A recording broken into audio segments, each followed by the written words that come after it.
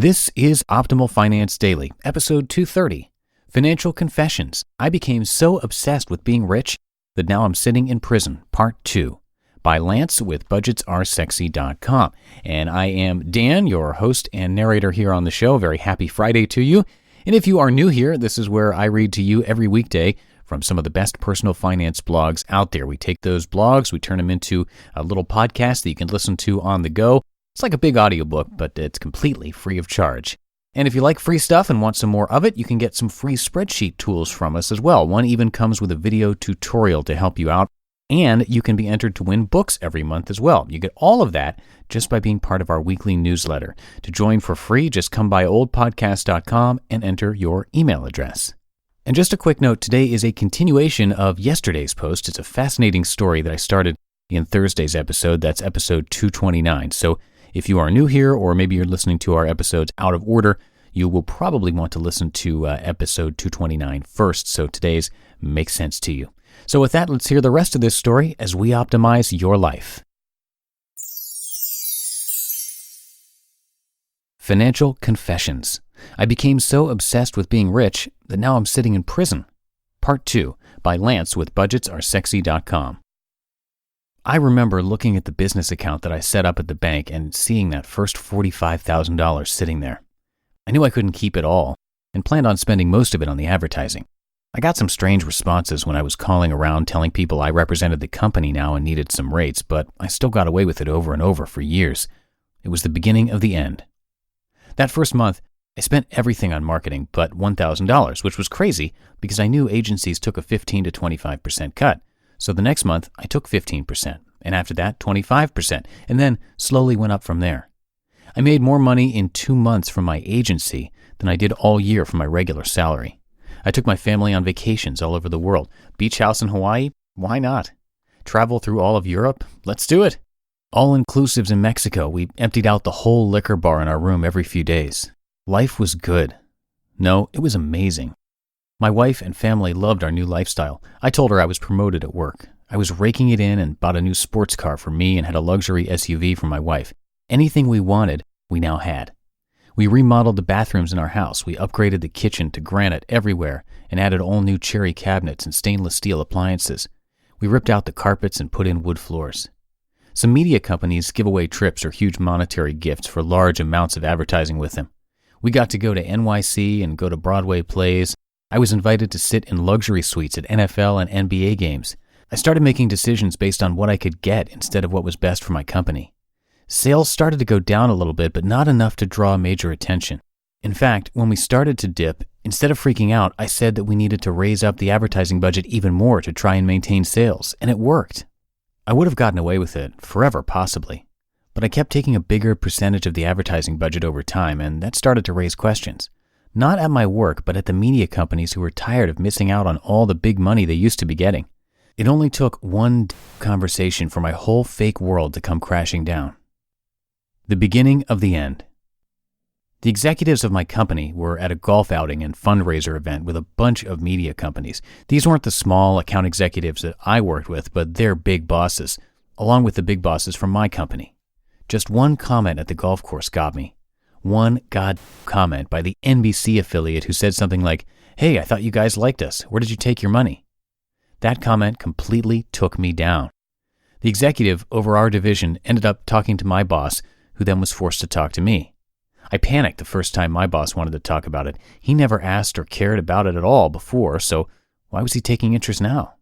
He told me the story and how his boss was putting heat on him, so he needed answers.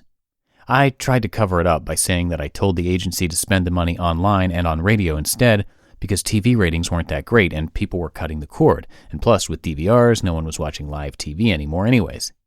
I was impressed I was able to come up with that on the spot. Once you start living a lie, it almost seems real.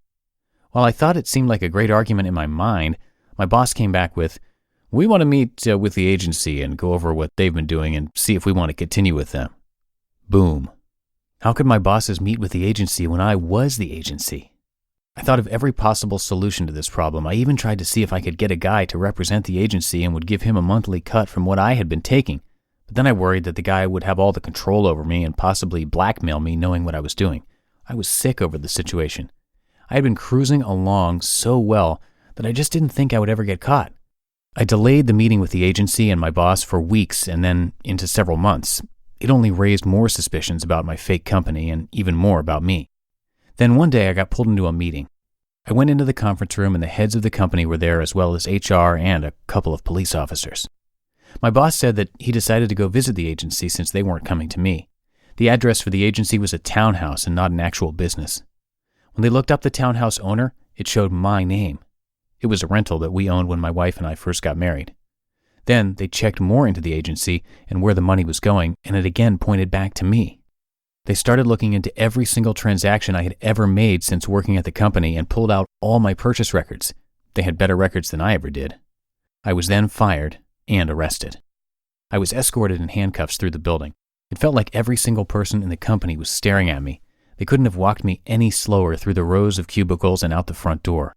Curiosity had spread through the building on why there was a police car out front and officers walking into the building. I thought it was the worst moment of my life, but that moment actually came when I called my wife from jail.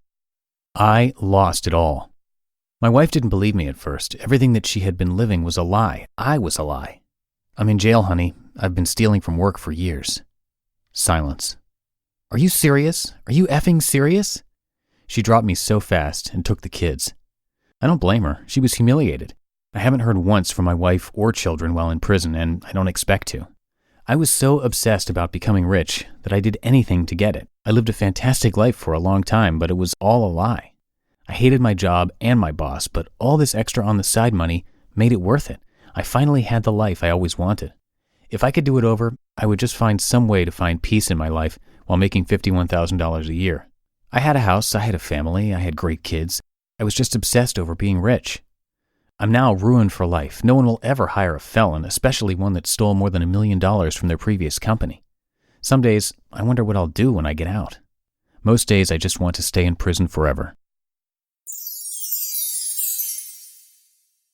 You just listened to part 2 of the post titled Financial Confessions. I became so obsessed with being rich that now I'm sitting in prison by Lance with budgetsaresexy.com. And certainly a sobering story. And like I said at the beginning, not what we usually do here on the podcast. But if you do like this, if you like these sort of personal stories, let us know over at oldpodcast.com. And one more time, if you want to show some love for this podcast without spending a dime, you can join our weekly newsletter. It's a nice way to show your support while getting free stuff from us to help out with your financial life. You'll get a few spreadsheets to help you out, a video tutorial.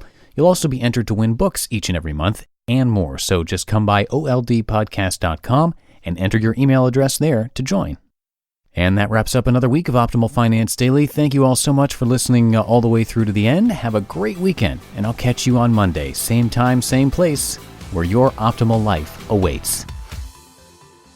Hello, Life Optimizer. This is Justin Malik, creator and producer of this podcast, but also Optimal Living Daily, the show where I read to you from even more blogs covering finance, productivity, minimalism, personal development, and more from incredible bloggers like Derek Sivers, Zen Habits, Mark and Angel, The Minimalists, and all the ones you hear on this show too. So if you enjoyed today's episode and like taking amazing blogs on the go, come on over to Optimal Living Daily and subscribe to that one too. And together, we'll start optimizing your life. You've been listening to Optimal Finance Daily. Be sure to hit the subscribe button to stay up to date on each new episode and head to oldpodcast.com. That's oldpodcast.com for a free gift as well as more actionable tips and resources to help you maximize your potential. Thanks for joining us, and remember, your optimal life awaits.